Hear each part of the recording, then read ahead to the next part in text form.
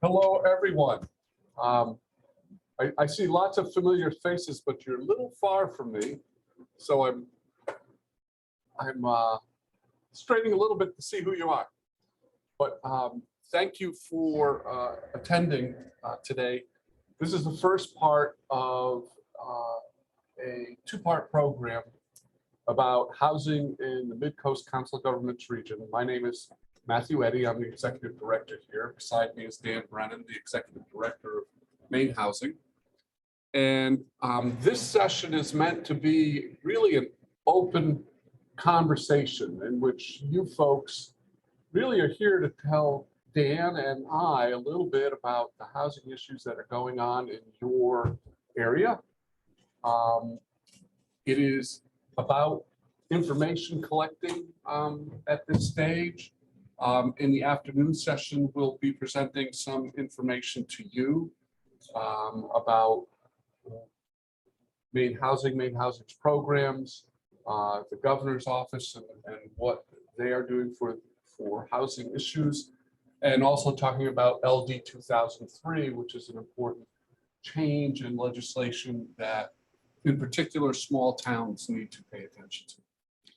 But for this session, we're really here to open it up and hear your comments and questions and really talk about housing as a broad topic and what we need to do about it. In the fall, Midcoast Council of Governments will be conducting a strategic planning process, whose aim is to develop a 5-year action plan that the Council of Governments will be following. That strategic planning process is actually going to be broken up into 4 subregions: the Greater Rockland, Rockport, Camden area, Lincoln County, the interior part of our Council of Governments area running from Waldo County all the way to Saginaw, and then the Better Brunswick, Bath, Thompson area. And we're going to be taking a lot of the general information we collect today. We're going to be doing a detailed data analysis as we move through developing an understanding of what's going on in the housing market. And we're essentially waiting for census information. Maine Housing has done us a great favor by getting a fairly large tranche of the initial information from the census. We need to begin to think about matching that up with jobs, but there's good housing information there already.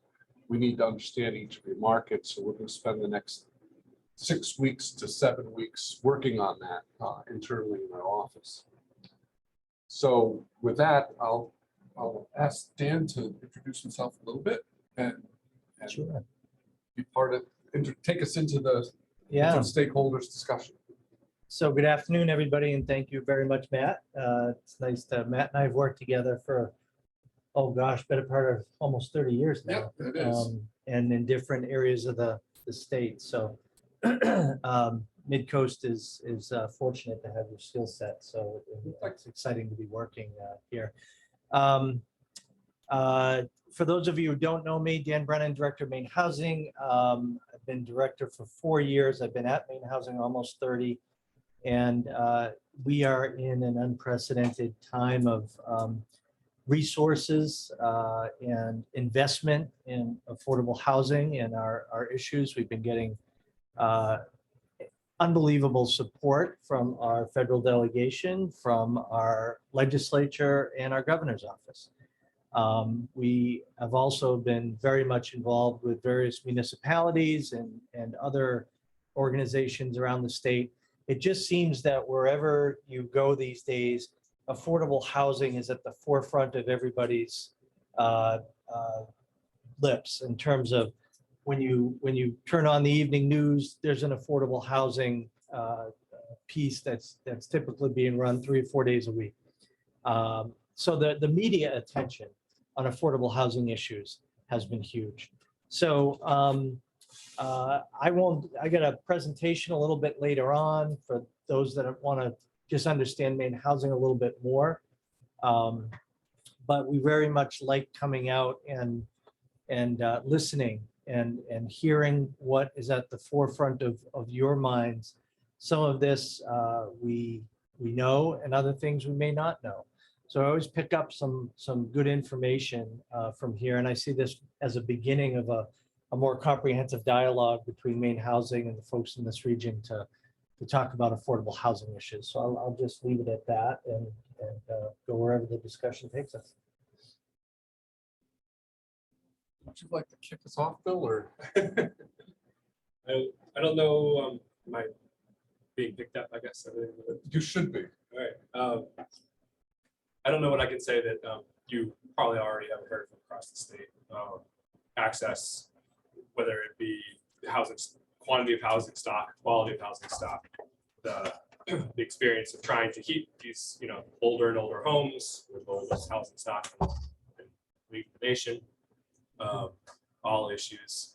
I think probably something that distinguishes the Midcoast from some of the housing issues we're probably seeing down south, the Portland area, is that we're not, the immigration is, is changing, but we're having immigrants who are coming from Massachusetts and folks who are moving up and taking up what could be homes, but are turning into rentals of one sort or another, or just some are empty homes that are sitting empty for parts of the year, which put pressure on us. And then for those of us who do happen to have some money to try to make our homes more energy efficient, to reduce our heating bills, the access to folks to do the work is very difficult to come by. And so and a lot of those folks that, it's been great for them on the coast because they're fixing up homes for people from Massachusetts who've bought older homes and are fixing them up and they're making good money. It means a lot of folks who are here in town can't find the people to do the basic kind of remodeling that they need to have. You're absolutely right. One of the first initial runs through the data told me that, low-income owners in this region are indeed an area that we need to focus on in terms of housing improvements and what they need. So it's a point really well taken. Really well taken. Knocking on doors for my campaign, very frequently talking to people who are afraid about what winter's going to come with the rising cost of fuel and their old home that requires a lot of fuel to keep it going. And worries about the pressures that's going to put on that. We've got, I'll just go down that road a little bit. I have some fairly significant concerns that I've shared with the governor as well as our congressional delegation concerning the heating assistance program, low-income heating assistance, home energy assistance program that we run. Maine typically gets just about $40 million in a grant, and our community action agencies around the state help distribute those funds. And we just switched from one program year to another program year this week. So the data hasn't come in entirely for last year, but it's going to show that we've had roughly a 10% increase in demand in the number of payments that we made under the heating assistance program this past year. As we know, the pricing on oil didn't really take off till towards the end of winter, or towards the tail end of winter, where it jumped from $2.53 up to $5. The average benefit that we've been able to give to families, and there's over 40,000 of them, is about give or take 400 gallons of oil, tank and a half. The program isn't designed to pay your entire bill, but it's designed to pay a decent portion. So, $850, about a tank and a half oil was the average benefit. If we go into this year with $40 million, that tank and a half becomes a half a tank, roughly speaking. That has me really worried. In addition, thanks to Congress last year, we had a supplemental grant of $55 million. Our grant's 38. We got supplemental of 55. We were able to take that money in the summer last year and give everyone who was in the program the previous year the exact same benefit they had going into the year. So essentially, we're able to double up for them. And we think that that staved off a lot of emergency situations that typically you have earlier in the year, earlier in the winter. So my request is for another $50 million for a supplemental payment that we could do this year. And then another 50 million on top of the 38 million so that we can give out the same effective benefit. I don't know what kind of chance that has, but what I do know is that at 38 million, it's going to be a very painful heating season for a lot of folks that are only going to get effectively a half a tank versus a tank and a half. But playing, you know, we've put the request in, and you know, we're certainly getting a sympathetic ear from our governor's office and our delegation, but that's what we can do at this point. So, Questions from the audience? Go ahead. Well, what is the process for? Does that need to come through Congress to get that extra 50 million, or yeah, I think it would have to come through a special appropriation from Congress, and so that's you know, my guess is that's a big ask, especially given that Maine is somewhat unique, or the Northeast is somewhat unique in that most of the rest of the country is natural gas dependent. And yes, there's been obvious increases in natural gas, but I don't know if they've been equal to the increases in heating oil. So if heating oil is simply a regional issue in pockets of the country versus the entire country, I don't know. But from my perspective, from my seat, we just put the request into our delegation staff, and they take it from there and talk to the member and go from there and see what happens. So, and does the state ever spend its own money? The state has in the past, going back, but in order for the state to spend its money, that has to be legislatively appropriated, and where in between, yeah. So that's kind of where that is. Thanks. Questions, comments from the audience?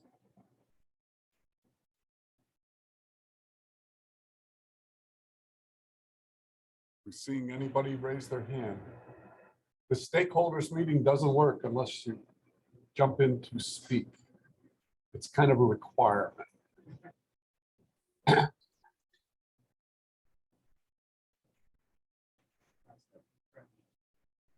Go ahead. Hi, I'm Steph Prim, Knox County Homeless Coalition up in Rockport. And Nice to meet you, Stephanie. I've hi, heard good things many about of you, hello.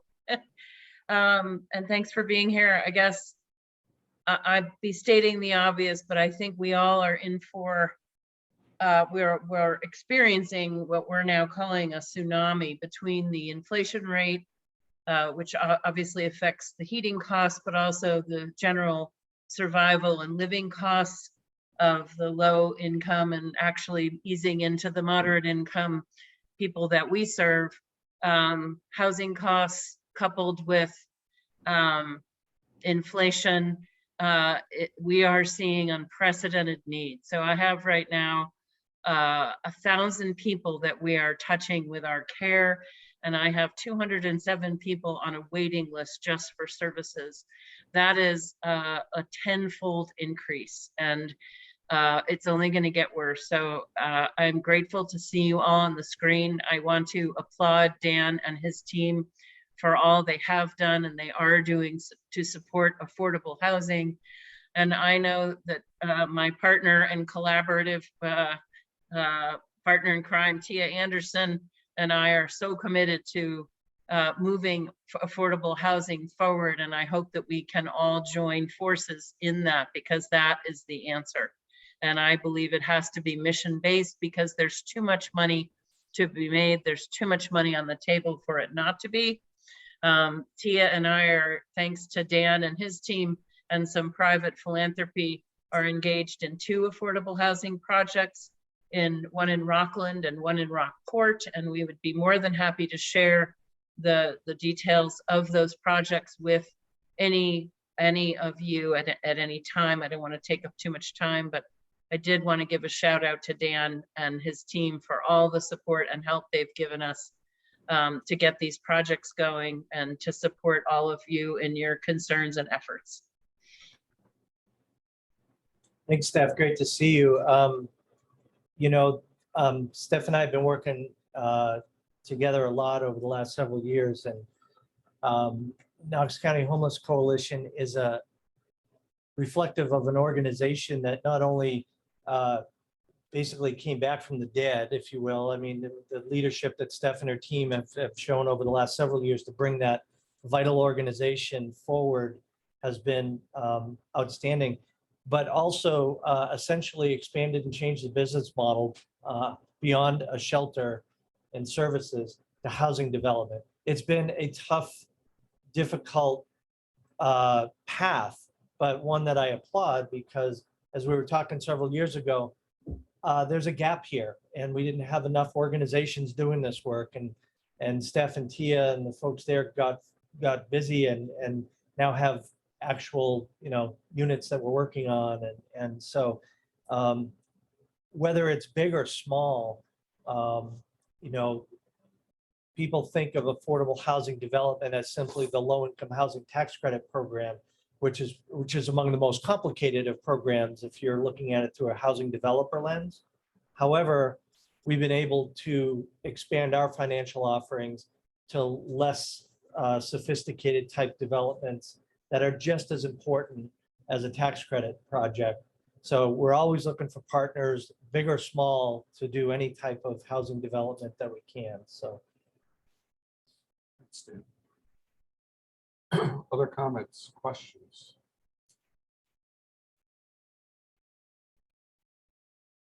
The easiest thing probably is to show a hands up for us, and then we can come to you.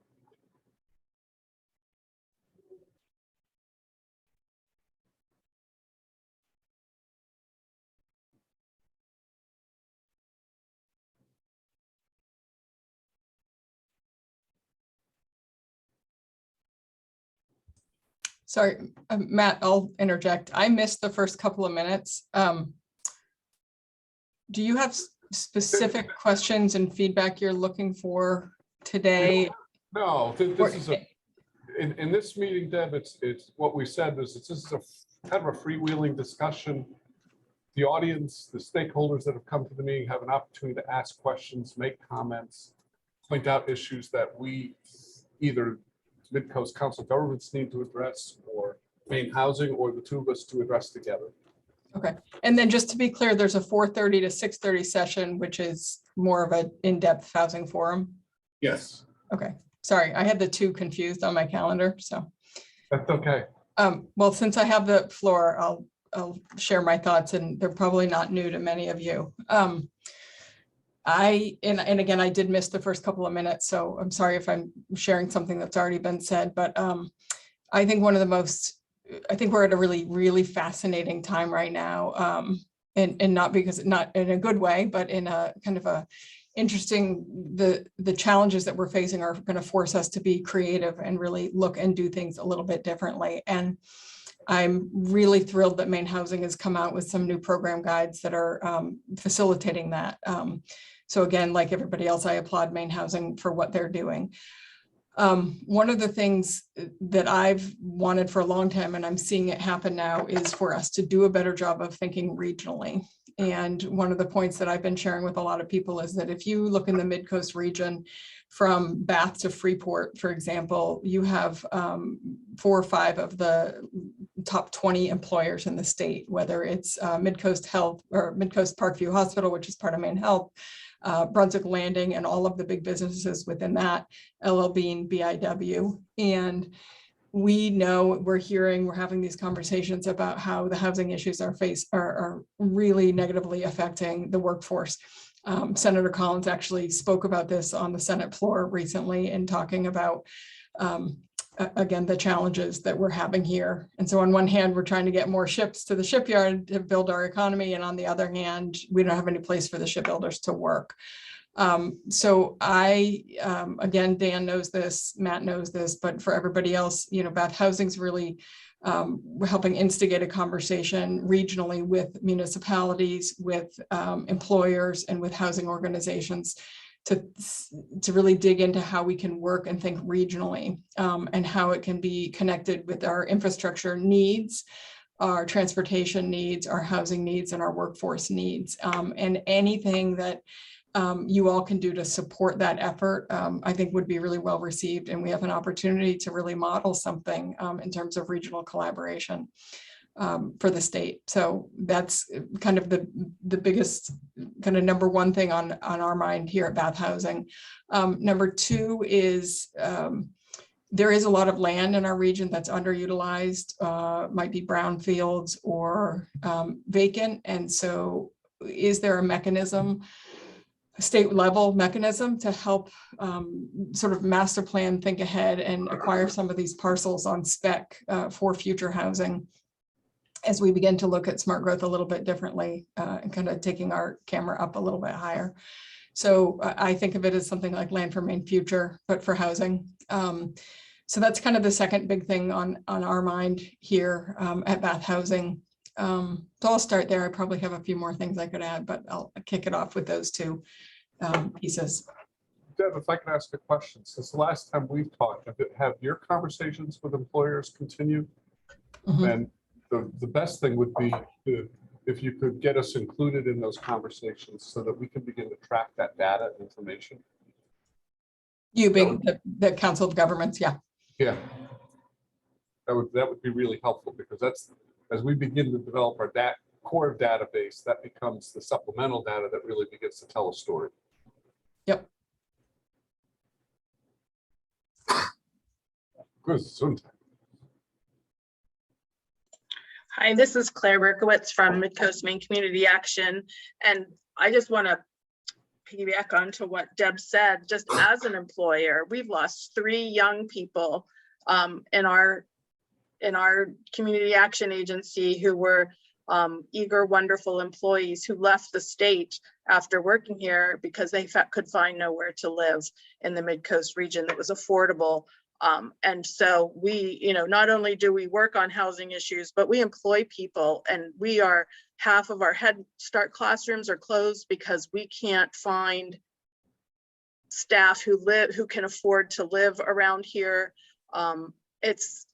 And so that has long-term implications on the well-being of children and families long-term in terms of kids not getting what they need. So it's like there's these systemic issues at play, and it's and it feels like a crisis to all of us on the front lines working, trying to find employees. I worry about my employees who are, as Stephanie said, low to moderate income, who are renters, and what's going to happen to them if their rent goes up. So there's just a lot of anxiety, I would just say, amongst my staff who are, working rental assistants and wondering what's the next thing. And so I'm trying to find talking points to calm people, but it's hard because these are the folks who are doing the work to support, to do the energy assistance work, and they're feeling it at their own level of, life. So it's hard, and I'm interested in some of what Deb was talking about in terms of where are the employers? I want to they should be on this call because I think they're a part of this solution. And one of the best quotes I heard last week from the Governors Association in Maine, which came from the governor of Utah, who said, housing is now hotels, and hotels are now housing. And we've got to flip that back. But just talking about what's been happening here on the Midcoast, that there's a lot of housing that has gone into some Airbnbs and other kinds of short-term stays. And then our hotels have been housing folks who are unhoused, and we've got to flip that. Housing is housing. Hotels are not housing. Right. That is the issue. So before Claire started to speak, I did see that Town of Brunswick's hand was up. and then they put it back down. I don't know. Oh, it's Sally Costello. Hi. Sally, did you still want to talk?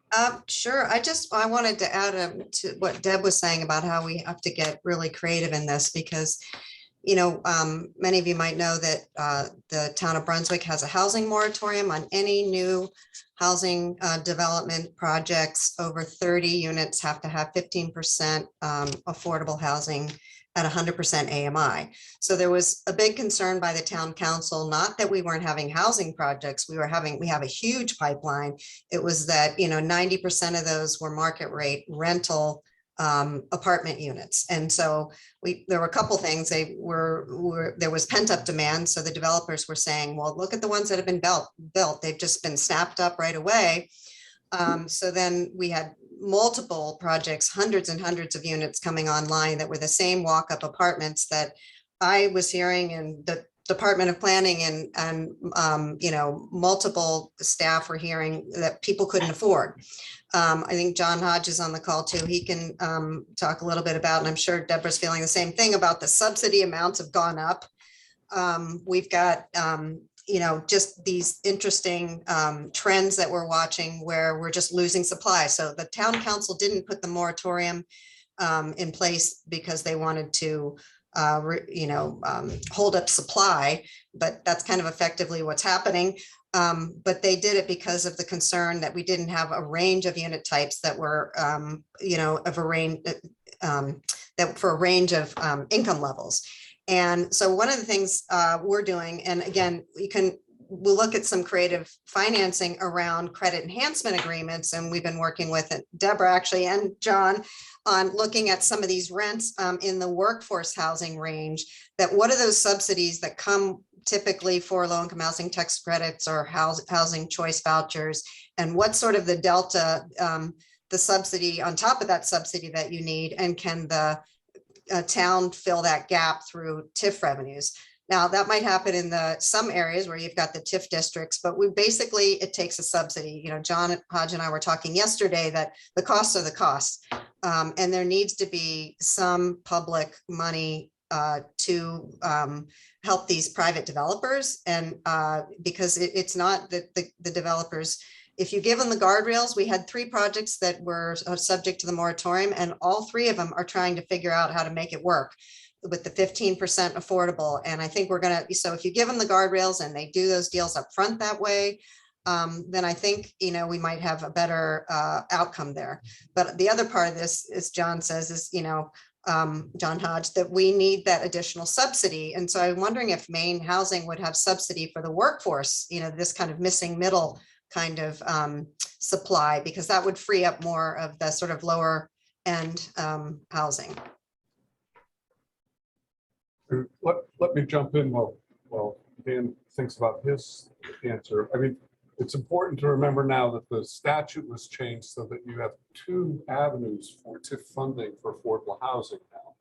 You have the traditional affordable housing TIF going through Dan's offices. You also have the ability to amend your traditional TIF to support affordable housing, or write a TIF to support affordable housing through that TIF mechanism as well. So there are 2 ways to get to that problem these days as you begin to do the analysis underneath.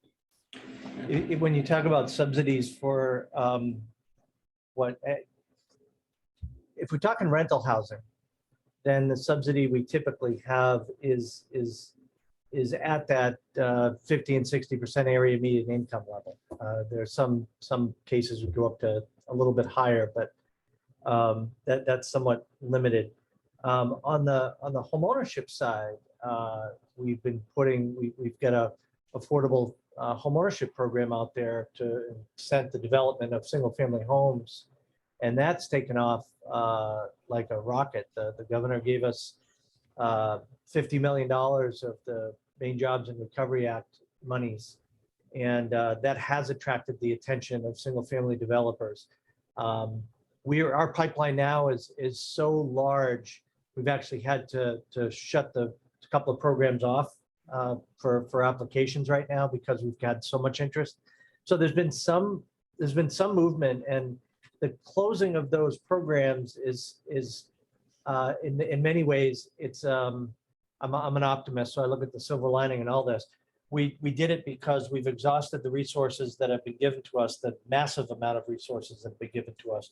But it puts us in a perfect position to turn to our federal and state officials and say, we've got everything going as fast as it can. Just keep filling it. Just keep filling it, giving us more subsidy to keep these things going.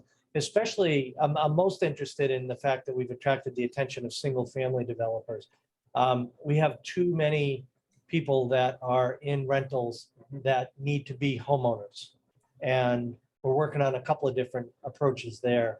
But as Deb Keller mentioned, we've been able to put out program offerings in this last year that we've never been able to do before because of the investment that's been coming our way. So we're doing what we can with what we got, and I'm encouraged by the size of the pipeline. The investment by governments into organizations like ours is a good thing, but it's not going to solve the entire issue, right? There's got to be other solutions, reaching out to other members of your community that produce housing, and how can it be produced in a way that, you know, that more starter homes are being put on the market, more affordable condos are being put on the market to give people the opportunity. So it's what I'm in, you know, I'm always out trying to engage in organizations or contractors that have been building housing, but not necessarily through Maine Housing. So we're trying to maximize our utility, but the problem is so much larger. And again, coming at it as a region, I think, is a really smart approach. I think regional discussions, there are unique features here that the 4 employers that Deb just talked about. That doesn't exist everywhere in the state of Maine. The unique attraction of Midcoast, Maine, to people from away is not indicative of everywhere in Maine. So coming together as a region and talking about these things as a region is a really smart way to go about it. And then realizing that Maine Housing can do a lot, but we're not going to be able to do it all to solve the problem. It has to be kind of a coordinated effort between private and public partners. So I see Gretchen Yeager with her hand up. Hi, thanks. Just briefly, I'm a business owner in Bath and also involved with Main Street Bath. So kind of speaking to the side of it of how this is affecting our smaller businesses. And Deb and Claire both spoke to that really nicely, but I want to just kind of reiterate that, you know, one of the biggest challenges that our downtown businesses, which are much smaller, obviously, than BIW or, you know, some of the more major employers, but we're seeing a lot of restaurants and smaller businesses struggling with exactly the same thing, that, you know, if we can't staff up, we can't be in business. And there's sort of this vicious cycle where, you know, that's been the single largest impediment to hiring for me, is having staff that live 40 minutes away. And as gas prices go up, there sort of is this vicious cycle that, you know, either transportation or childcare aren't available for them to take a job 45 minutes away. So there's this sort of intersection that I would say is the lack of housing, but also the issue of both not enough transportation options and the cost of transportation as gas prices go up, and then also childcare. So I think the point about thinking of this regionally is really important, because you know, it's not just Bath does this and Brunswick does that. Transportation and childcare as a regional issue, I think, really intersect with this heavily. So just throwing my 2 cents in as an employer who's seeing the intersection of those and kind of going, wow, this is headed in a terrible direction. And hearing that from a lot of the other smaller businesses, particularly restaurants, folks who need seasonal or part-time work. There's just an absolute mismatch right now, and not one that anyone is seeing a lot of relief in the near future. And ironically, all of this sort of in-migration from folks who love coming to this area for the quality of life, which absolutely, they're right. They're coming here for the right reasons. But you know, the sort of unfortunate irony is that a lot of the things they're coming here for aren't going to be available as we lack the services and the people to fulfill the, you know, they're not going to be able to go out to eat. They're not going to have access to good healthcare because nurses don't have a place to live. So there's this sort of, again, this sort of vicious cycle happening. So I'll leave it there, but just sort of reiterating and affirming that from the perspective of a small business owner. And thank you for creating this forum. I think it's great, the conversation and the work that's going into it. I really appreciate it. Yeah, I think the comments I see going around the region, the small business owner is really obvious. I think the other part of it's obvious. And you can tell going and visiting any of the communities during some of the holiday sessions is how many of the restaurants weren't open during the holiday. It was very obvious what the issues are. And it's something that we're going to have to come against. Next, I see Deborah Keller's hand is up. Deborah, you're mute. Yeah, sorry, I was trying to put my hand up. I just want to go back to Sally's comment, and then Dan's response is, if we don't now start thinking very hard now about how to hit housing for all income levels, I really worry about 3 years down the road, 5 years down the road, 10 years down the road, that we're going to have completely bifurcated communities. We are going to have people living in Maine that are either very, very, very poor, and they're living with housing subsidies, or they're very, very, very wealthy.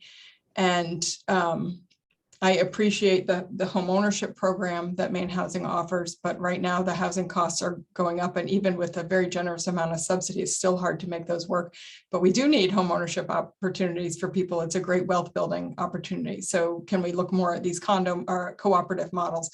But again, I think it's such a challenging place to be. Where do you put precious subsidy amounts? And when you have so many people in such deep need, that's where you want to put your subsidy. But if we keep doing this, we are going to be left, we're going to become an Idaho or a Montana, or, you know, these states where you truly can't live there unless you're a billionaire or you're so poor that you're on all subsidies. And my worry is that historically, we know something's on the horizon, but we don't deal with it until it becomes a crisis. And so we know this is on a horizon. The time to be tweaking our programs is now, not in 5 years when it's too far gone. Thank you. Deb shared with us an article that was written out of Townsman out of Portland that I just thought was one of the best articles on housing, affordable housing, however you define it, that I've read on the industry in a long, long time. The writer, Ashley Keenan, really captured the whole issue well. I encourage anybody that's interested in housing to really take a look at that article. And then in the next session, I will provide the email address to that. So good, I sent her a thank you because of what she covered, and she responded. And she's very interested in what we're doing. So I think it portends a really good discussion. I just put that in the chat. Thank you. Yeah. And you want me to just go by hands, because there was also something in the chat from Sally as well. Let's go with the folks that are lined up right now and get through them. We wanted people to start talking, and now we got a lineup. That's great. Nancy, your hand was up. Hi, I'm Nancy Carlton. I'm a realtor in the Bath area and work with Deb on the board at Bath Housing.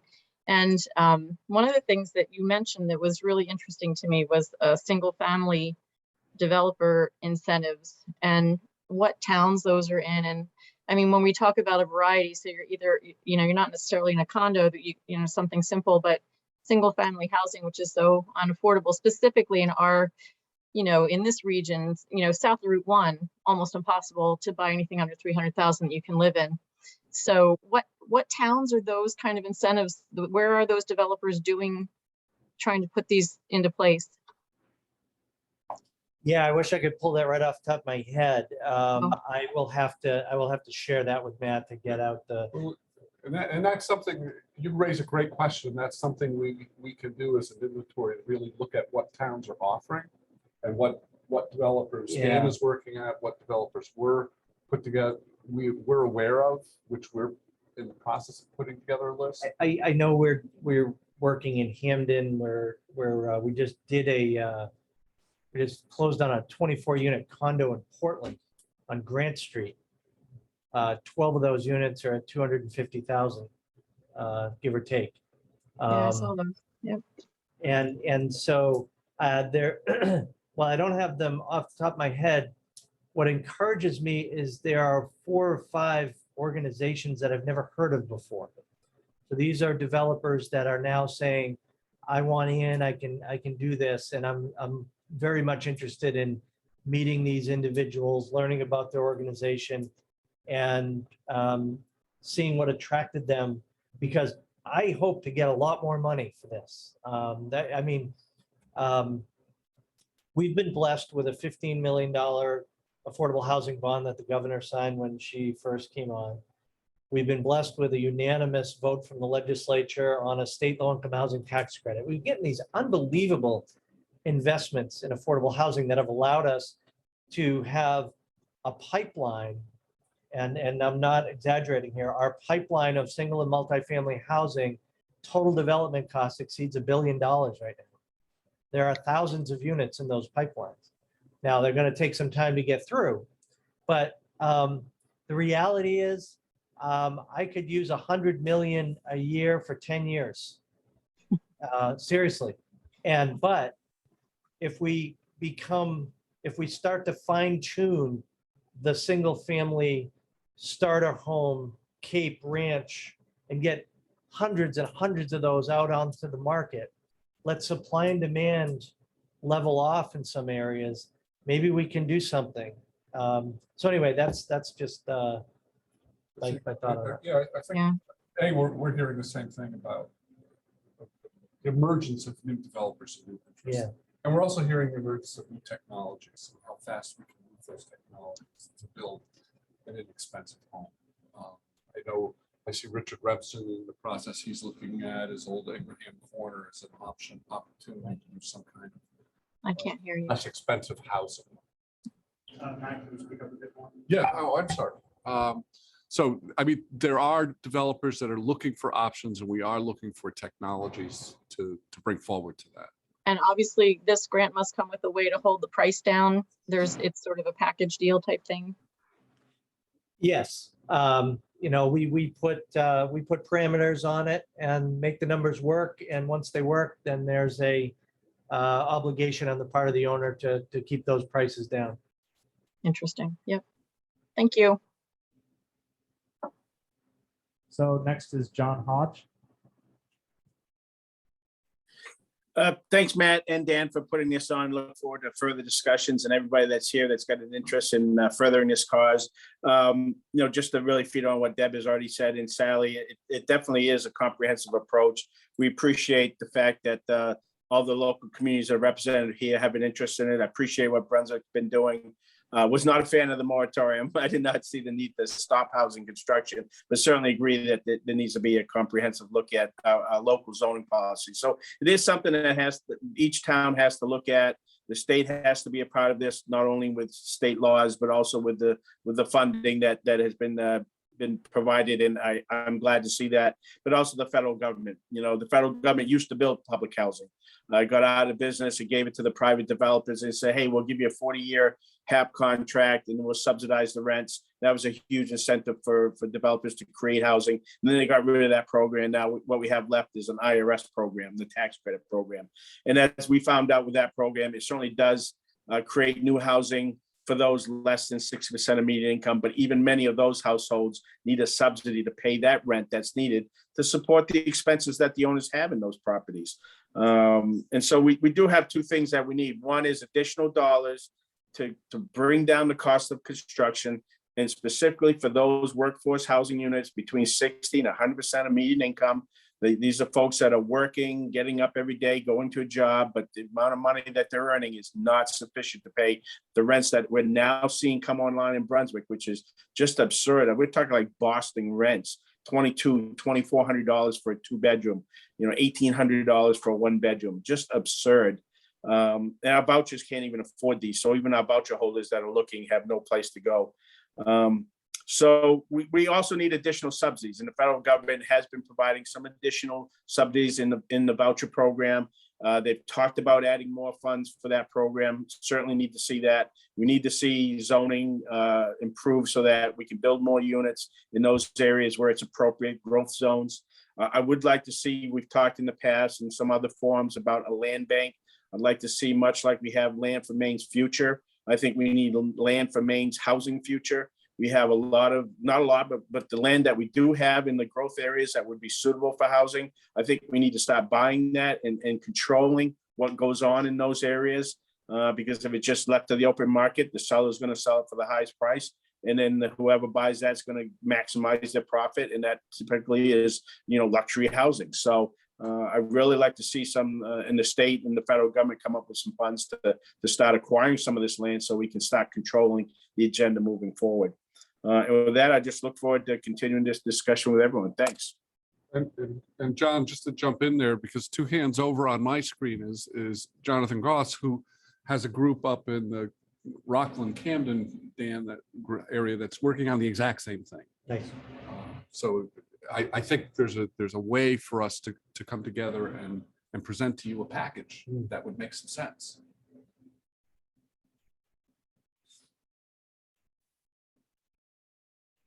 Next is Representative Ann Matlick. Hi, good afternoon. Thank you for holding this forum. I appreciate the invitation to participate. A couple of things. One is that there was a land bank that did go through the legislature. It's in the process of having rules written for it. So it probably won't get up and running until about 2024. But the idea behind this, and there's actually funding behind it, it's federal funding, is to acquire those properties, the brownfields, the houses that are just languishing, that nobody knows what to do with and nobody knows who they belong to any longer, and they're hidden behind trees. So there will be opportunities for a land bank coming down the pipe in the not too distant future. We just have to let the folks write the rules and get everything in place.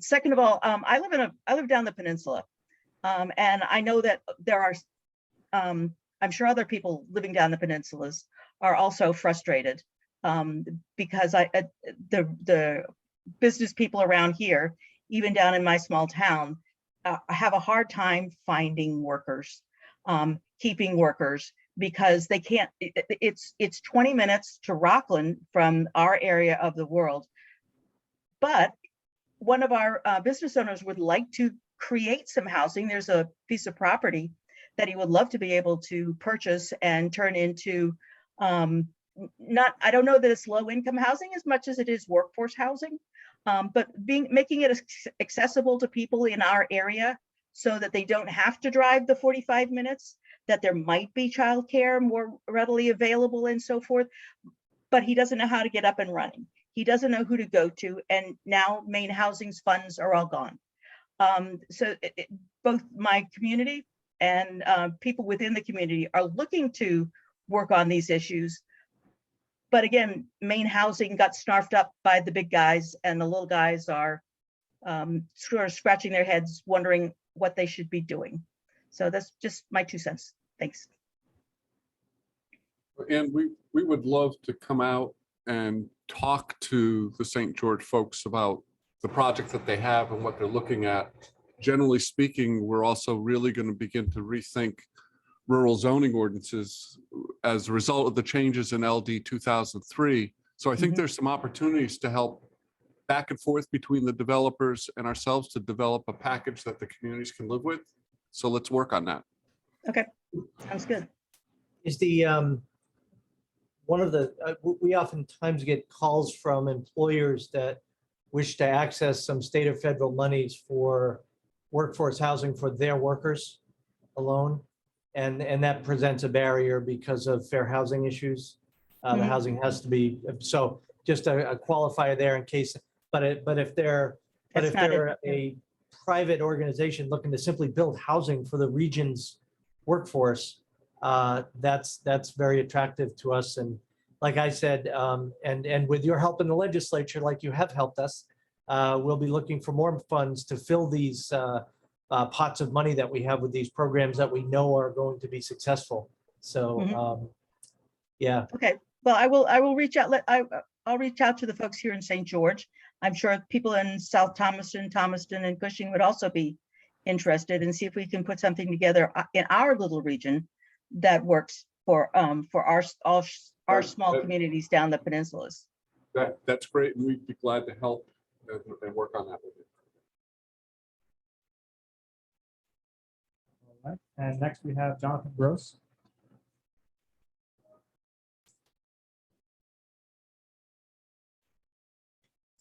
Jonathan, open up your mic, Jonathan. Excuse me. So it is Jonathan Goss. I am with Midcoast Regional Housing Trust, and I have a couple of questions for Dan because I'm very much in line with statements and questions that have been asked in the last 4 or 5 questions, and it's really about the economics and the workforce. Dan, you said that the that the usual rental was in the 40 to 50% of AMI that Maine Housing deals with, but with the increasing interest rates and the fact that in our area, people making 150% of AMI can't find affordable housing, is Maine Housing looking at, because the interest rates are rising, many of that range of people are going to be locked out of a mortgage. They're not going to be able to pull it off, and they're going to crowd the rental unit areas, and that's going to be a bubble that's going to displace the lower end. And our housing trust would like to be able to create rental units for that range of people, so that there's housing. It doesn't sound to me like Maine Housing is involved at all in rental units up to 100% of AMI. Yeah, so that's a great question. The primary resource we have for the creation of rental housing is the low-income housing tax credit program, the IRS program that John Hodge was referring to. And that program limits us to serving people at or below 60% of area median income. Most of our subsidy sources that come to us are similar, that those come to us with that caveat that it needs to be used for people at or below certain income, that 50 to 60% range. The one piece of, or the one resource we do have that could go probably a little bit higher would be our state home fund, which comes from a portion of the real estate transfer tax. And then we get into discussions about the broad range of housing issues and where Maine Housing should be putting its money. And now I talk about homeless shelters, seniors on fixed incomes, and the lower end. And so the advocacy normally has a very strong advocacy to push us towards that lower end on the rental side. I would love to have a subsidy source that comes to me specific for rental between 60 and 120% area median income. I will say, not that it's, the tax credit projects that we do now are largely mixed income, meaning a portion of the rents will be at 50 or 60%, and then the rest will be quote unquote market. Our data will show that the market rent is essentially the workforce rent between 60 and 120, but it doesn't solve what you're getting at. I know exactly what you're saying. There's a missed opportunity here, or there is a whether called missing middle or what have you, that my resources sometimes can't get to on the rental side. And that's very true. With that said, Jonathan, I don't know if we've met before, but I'm very interested in having more conversations with you and working with you and your organization. And I think, you know, that there are, again, for the communities, it's a combination of land use incentives and the potential for a credit enhancement agreement with developers or just areas, and it can be divided up into helping small developers, because the credit enhancement, Jonathan, can serve to folks up to 120% immediate. That's the workforce definition that most communities have done. I would also say that I've actually worked with developers in the past where we simply froze a certain number of units at 100% immediate and just froze them over time, and they worked that into their pro formas as another way just to create supply. So I think supply is such a big part of this conversation. Can I ask one additional question of Dan on Maine Housing? And we love to work with you, Dan. And the other question is, of the total sums of money that you have, that your organization is able to use right now, how much of that growth, how much of that housing development is really locked down as attainable in the future? How much of it expires to market rate at 20 years? So every project we do on the tax credit side has a 45-year deed restriction tied to it. Okay. So that's locked in for 45 years, and it used to be 99, and then it was 90, and then it was 75, and so there's no. But the point is, it's a substantial amount of time, and the reality is, we went to 45 because that seemed to be the point at which municipal governments would say, okay, I can't get to 100 years, but I feel comfortable with 45. Doesn't matter. The reality is that during those 45 years, most likely within the first 20 years, there's going to be another capital event that needs to occur with the project, which means that there's going to be a recasting of the subsidy, the recasting of the debt, and an extension of that affordability. So we're effectively able to maintain solid affordability into the future for generations, and we've lost very, very few projects that we've done in our history. So it's the business model kind of works. I think that's an incredibly important point, is that Maine Housing and a lot of even its older subsidy programs always was upgrading housing, rebuilding, replacing, working out new financial arrangements with the existing owners or new owners that took them over. The beauty of how we're set up here in Maine is we're both the allocator of the credit and the issuer of the debt, the bonds. So we're both the bank and the allocator of the credit. In many states, there's an allocator of credit over here, and then they have to go to a private bank over here, and they're not really aligned with one another. But in Maine, we're able to preserve our tax credit portfolio that we've had since 1986. And we're very lucky. And so anyway, that I hope that answers your question, John. Very well. Thank you very much. That's great. We've just come up on 4 o'clock and there aren't any hands right now. I want to thank you all for attending this session. We have a follow-up session at 4:30 that'll be more of a, here's what's going on, here's what's available, so that if you want to hang out or tune us back in at 4:30, the Zoom address is the same.